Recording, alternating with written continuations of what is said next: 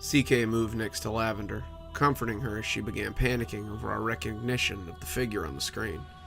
I continued to stare, taking in every feature in detail I could. It was unmistakable. The possessed figure in front of us was Dr. Harold Mangrove, the same man who had previously assisted us in the exorcism of the man in Chinatown. I slumped into an interior contemplation.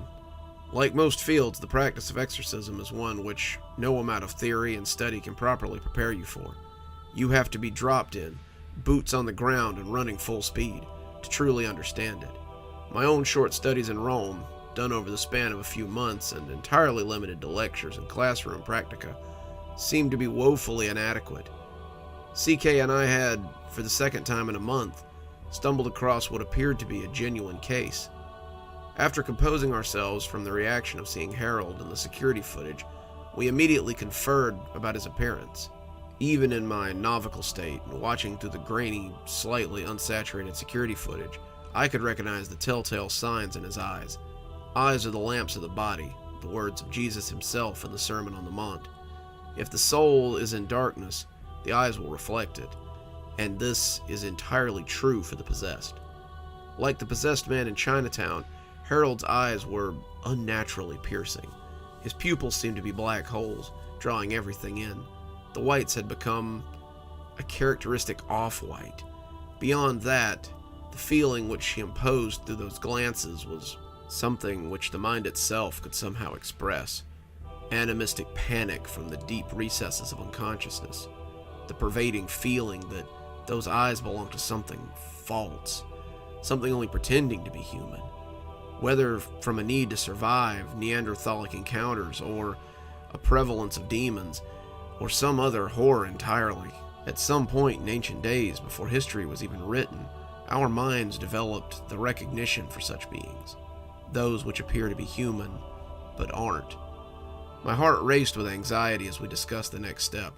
If Harold was already in the full throes of possession, which CK had emphatically insisted, and was also regularly scoping out Lavender's store, then there was little we could do to keep him at bay.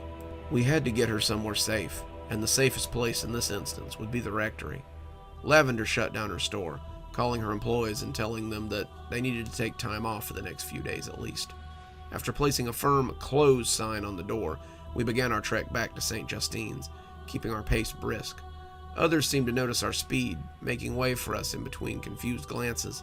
Certainly the sight of two priests booking it down the sidewalk, side by side with Lavender McCoy, must have been quite a sight. By the time we reached the rectory, I was on the edge of exhaustion, yet CK seemed entirely unfazed. He threw open the doors, ushering us all inside before slamming them shut again. Lavender and I both collapsed into chairs in the living room, and I could hear CK in the back of the house, tossing his cane into the corner as he studied through the rummaging shelves before emerging and walking past the living room with a glass jar of "Salt?" I asked incredulously. He stopped in his tracks, turning to Lavender and I with a face caught in full mania. "Well, what the hell else would it be?" he said curtly, immediately turning and booking it out the front door.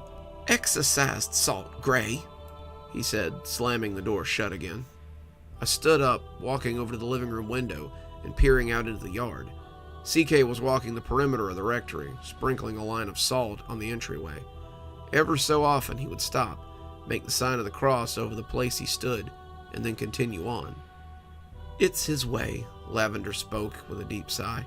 "When things get serious, this is how he gets. Determined. Doesn't help that I'm involved either." I decided to finally press the issue, still burning with questions as I sat back down in my chair and turned to face her. "What's the story with you two?" Lavender let out a short laugh, getting lost in thought for a moment. "It's not for me to talk about, at least not with you.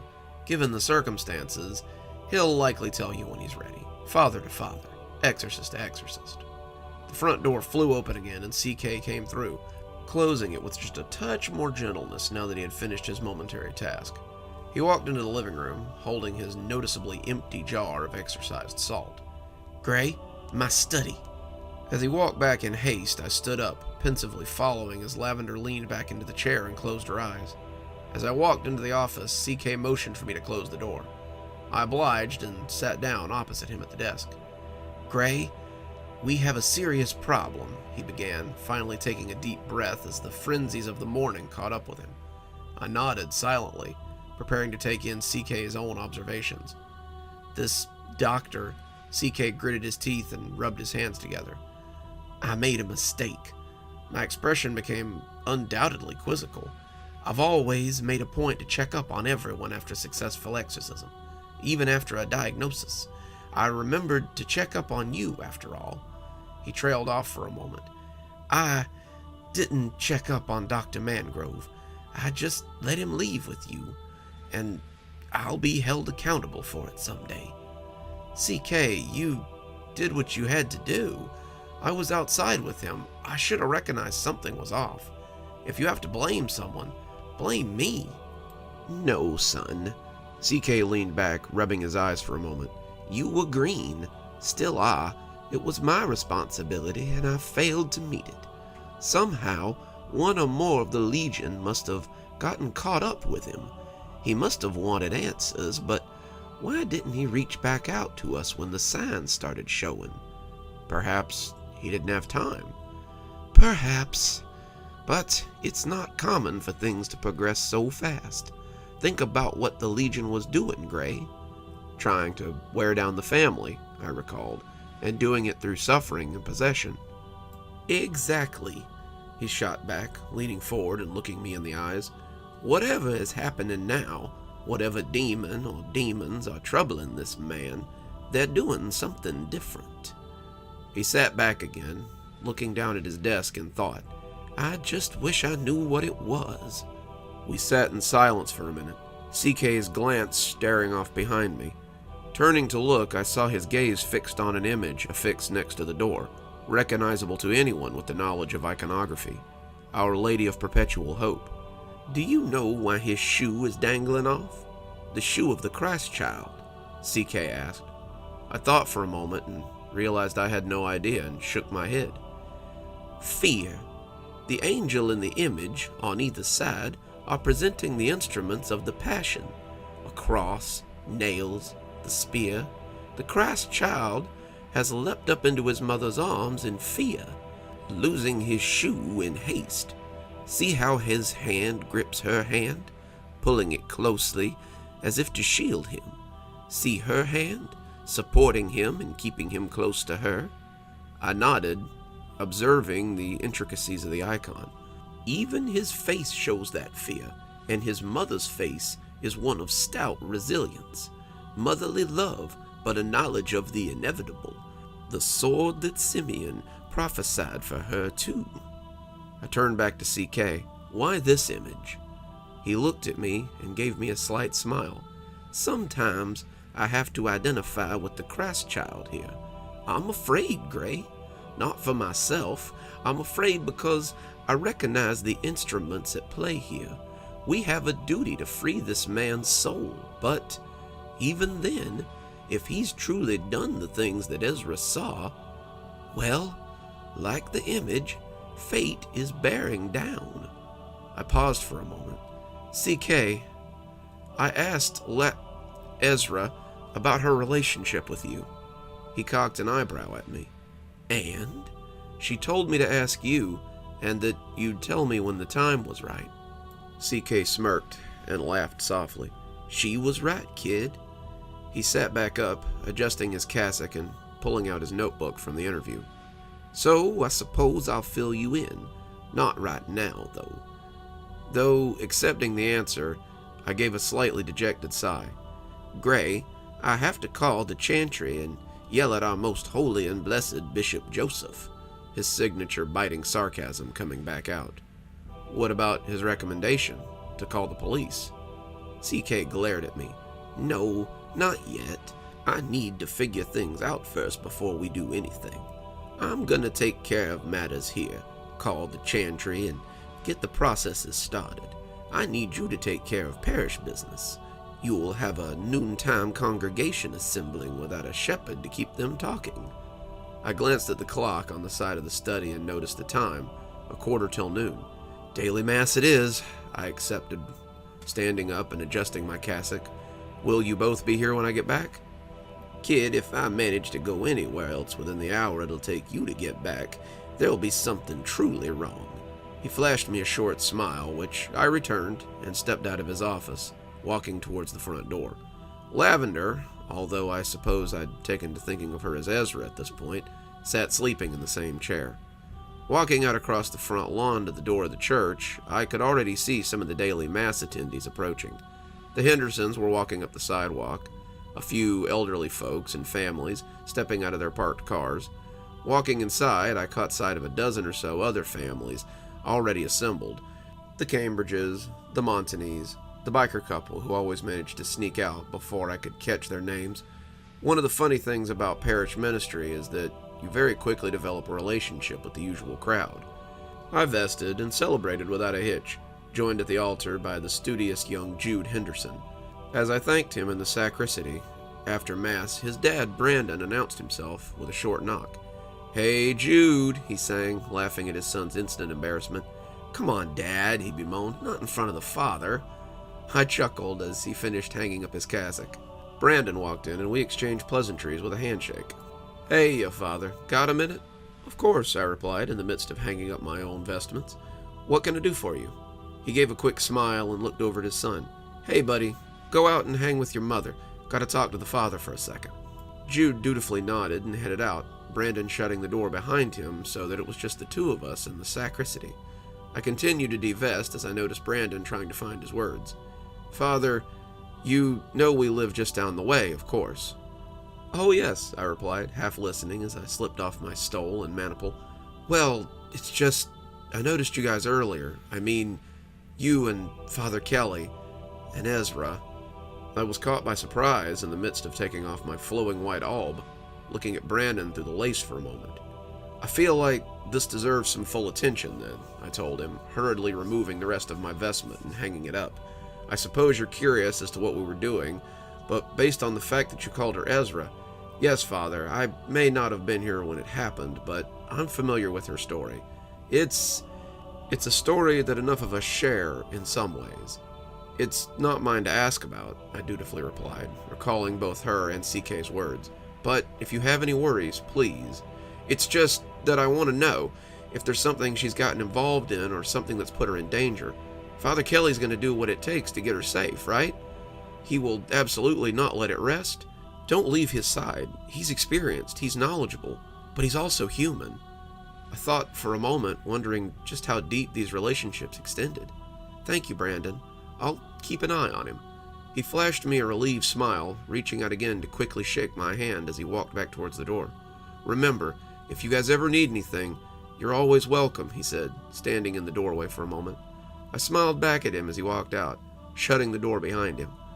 Realizing the extent of which CK and Ezra's relationship went, CK and everyone's relationship it seemed, I headed directly across to the rectory, firmly intending to help get things rolling as quickly as possible. As I walked into the rectory, I noticed that Ezra was no longer napping in the chair, and upon walking to the back, I noticed CK wasn't in his office either. My senses went on alert. If I manage to go anywhere else within the hour, then something is truly wrong. CK hadn't warned me of this exactly. Where the hell could he have decided to go? I looked into the alleyway between the rectory. My own little car was firmly parked where I had last left it, but CK's black 70s Continental was gone. I walked back to his study and sat down at his desk, thinking that maybe he'd left me some clue as to where he and Ezra had gone. Plain as day was a piece of scrap paper, and on it was written, "Gray, gone to the chantry. Drive over." I leaned back in the chair, taking in a small breath of relief. Yet, I was still unnerved by something. I sat back up, cautiously surveying my surroundings. CK's office was normal, decorated in the usual array of books, icons, and small crucifixes next to the desk. Something continued to nag at my mind, though, and that sense of anxiety was growing. Then I noticed the lights, ever so slightly dimmed, like I was viewing them through an invisible haze. I recalled the sight immediately, shooting up from the chair and taking in the totality of my surroundings. Even the light coming in from outside seemed dimmed. I felt as if I could see the faintest whisper of fog coming over the rectory. Thud! I shot my eyes towards the door, my heart skipping a beat. I had unconsciously shifted down into a semi-crouch stance. some instinctual fight or flight. That wasn't the sound of the door, I told myself, examining an off-looking spot on the wall. That was... I peered over the desk, noticing the icon of Our Lady of Perpetual Help lying face down on the floor. Thud! Out of the corner of my eye, I saw the crucifix on the wall launch forward and land face down on the ground. Thud! Thud! Thud! Slowly, each icon, each sacred image fell one by one to the floor. Saint Benedict, Saint Lucy, Christus Victor, each landing below where they had stood. The lights grew dimmer still, and I noticed my skin begin to shudder with goosebumps. The otherwise warm autumn day had become quite cold, and I was beginning to make out the sight of my own breath. As I became cognizant of the growing sense of panic and fear, I felt an intense urge. Something was drawing me. I stepped towards the door to the study and pulled it open, walking out into the now pitch-black hallway. I could see faint light coming from the front of the rectory and slowly approached it. I was fighting with myself the entire way. Stay there, you moron. What the hell are you doing? You've got to get to the door. You need to open the door. Don't open the door. Do not open the door. Run to your car. Open the door. Open the door. Open the door. My hands had already turned the handle and begun slowly opening the front door by the time I realized what I was doing. Outside, the entire world had fallen away. A blanket of fog covered the neighborhood, which was quite eerie. Not a good sign. No birds, no traffic. You could have heard a pin drop. As I walked out of the rectory, I noticed that the fog formed a circle around it, keeping this one small area free of any fog. With a sudden rush of air and a sense of great pressure from behind me, the door slammed shut, and I found myself standing outside, exposed. Ah, Gray. A smooth, dreadful voice called in front of me. That voice. Slowly, the form of a man appeared before me, standing on the sidewalk just a few feet beyond the edge of the river fog. Short, portly, middle-aged. Harold. The name came curtly off my tongue. He was still the same man as the last time I'd seen him, but something else had changed about him. There was a calculating calmness to him. He was dressed in the same black cassock which I wore, but, in apparent mockery, he wore an impossibly black collar with it. His eyes, though, they weren't demonic eyes. They still appeared to be his.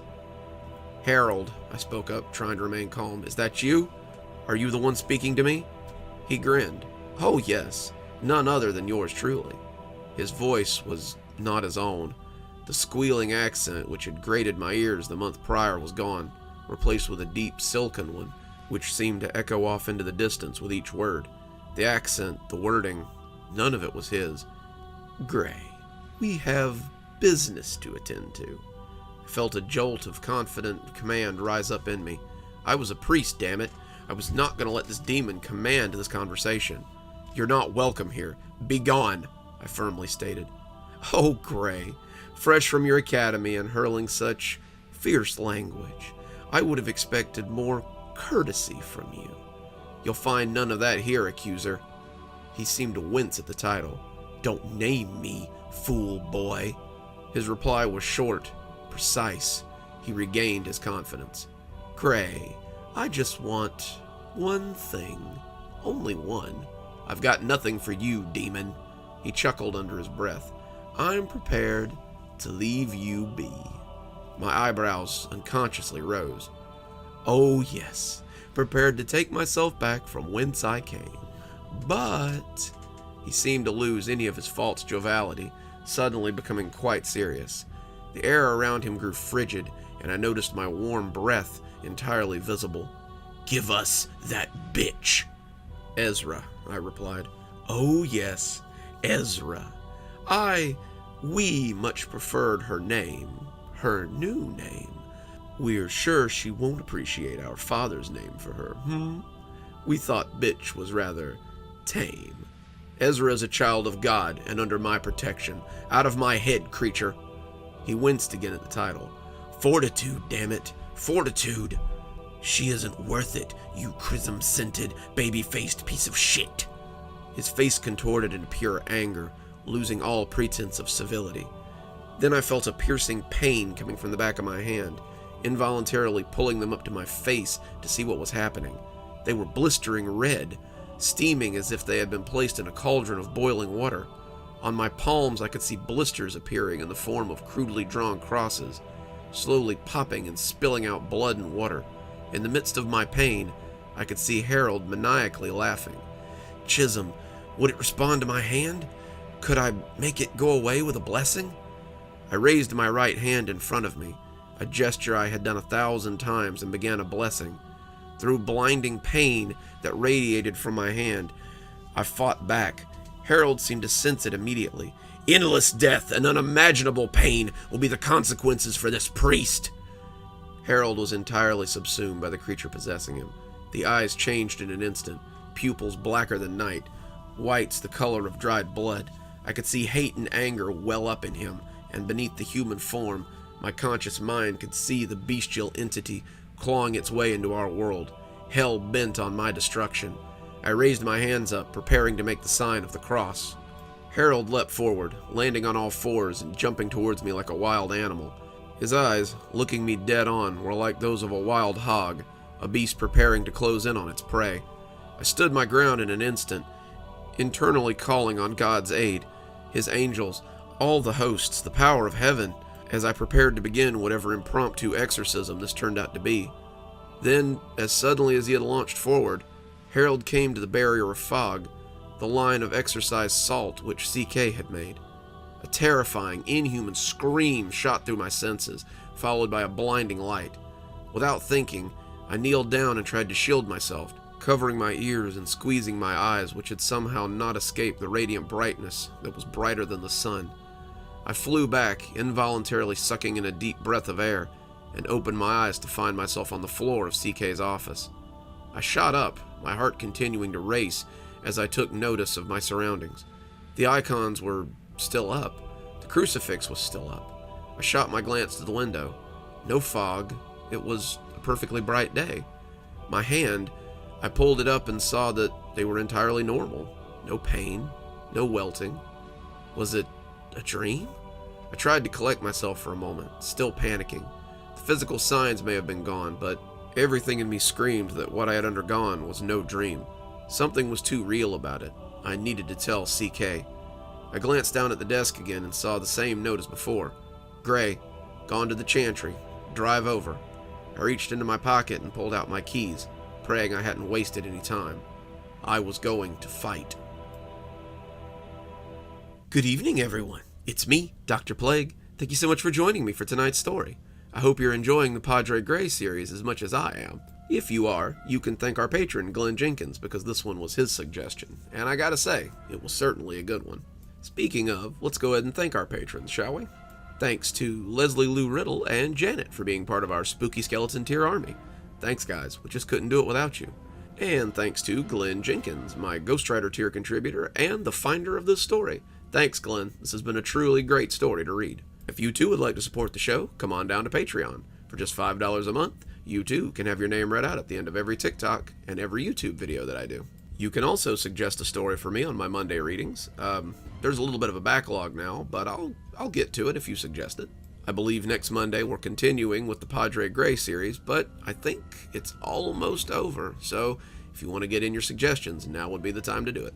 And as always, thanks for stopping by. Dr. Plague, signing off. Have a wonderful evening.